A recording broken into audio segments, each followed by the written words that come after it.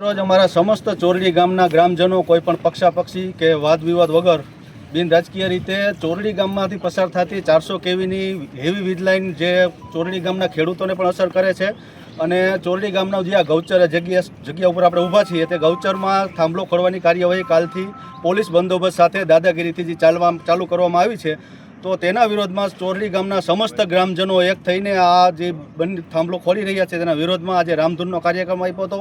અને સાથમાં કહેવાનું કે આ જે 2025નો કલેક્ટર સાહેબનો ઓર્ડર છે કે 2025માં ઓર્ડર કરેલો કે કોઈ પણ સર્વે નંબરનો ઉલ્લેખ કર્યા વગર ગૌચરમાં અને ચોરડી ગામની જમીનમાં થાંભલા ખોડવાનો એવો ઉલ્લેખ કરી અને એક હુકમ કરેલો છે. તે હુકમને આધારે આ જેટકો કંપની પોલીસ બંદોબસ્ત લઈ અને દાદાગીરીથી આ કામ ચાલુ કરી રહી છે. એના વિરુદ્ધમાં અમારા ચોરડી ગામના સરપંચ અને પંચાયતે કલેક્ટર, ડીએસપી સંબંધિત બધા ખાતામાં અરજી કરેલી છે અને તે અનુસંધાને અમને લોકોને પંચાયતને 20 તારીખે તકરારીમાં સાંભળવા માટે કલેક્ટર સાહેબે બોલાવેલા છે. પરંતુ આ કંપનીએ કોણ જાણે શું સેટિંગ કરી હજી અમને 20 તારીખે ત્યાં સાંભળવા માટે બોલાવે એ પહેલાં તો અહીંયા કામ ચાલુ કરી દીધું, અને એ પણ 2025ના કલેક્ટર સાહેબના ઓર્ડરના, જેમાં સર્વે નંબરનો ઉલ્લેખ પણ નથી કે કયા સર્વે નંબરમાં થાંભલો નાખવાનો છે અને કયા સર્વે નંબરમાં નથી નાખવાનો. એટલે ખરેખર તો ગૌચરની જમીન એ ગામની જમીન હોય અને ગામની જમીનની અંદર ગામ પંચાયત ટૂંકમાં સર્વોપરી કહેવાય. તો આ લોકો કોઈ જાતની ગામ પંચાયતની મંજૂરી લીધા વગર ગામ પંચાયતની જમીનની અંદર થાંભલા નાખવા આવે છે અને ખેડૂતોને પૂછ્યા વગર થાંભલા નાખે. તો ખેડૂતોને પૂછવું જોઈએ. જેવી રીતે તમે પ્રાઇવેટ કંપનીના થાંભલા જે આપણે મોબાઈલ ટાવર નખાય છે તો કેમ માલિક અને અરજદાર બે આમાં બે નક્કી કરે છે, તો આમાં કેમ માલિકને કંપની બે નક્કી નથી કરી શકતા? આમાં ખરેખર સરકારનો રોલ જ નથી હોતો. વચ્ચેને બે જ માલિક છે અને થાંભલા નાખો અને થાંભલા અસરદાર બે જ કરવાનું હોય છે. તો આવું થતું નથી, એટલા માટે વિરોધ કરવો પડ્યો.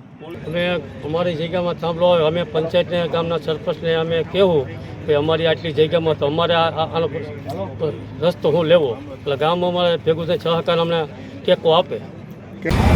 આજરોજ ચોરડી ગામે આ લોકો છે જેટકોવાળા, એ અહીંયા થાંભલો નાખવા માટે આવ્યા છે. હવે આખી મેટર એવી છે અહીંયા કે ગ્રામ પંચાયતમાંથી વાંધા અરજી કરવામાં આવી છે.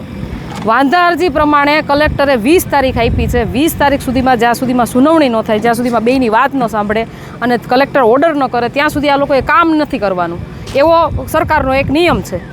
પરંતુ આ લોકો એક જૂનો પરિપત્ર લઈ અને કલેક્ટરનો હુકમ લઈને અહીંયા આવ્યા છે. એના પછી તો સરકારે ઘણા બધા બીજા પરિપત્ર બહાર પાડી અને ઘણા બધા નિયમો બહાર પાડ્યા, પણ આ લોકોને એ માન્ય રહેતું નથી. આમાં જે સરકારી જેટકોના જે બે અધિકારીઓ છે, અધિકારીઓ કોઈ રીતે આ વાતને સમજવા માટે તૈયાર જ નથી.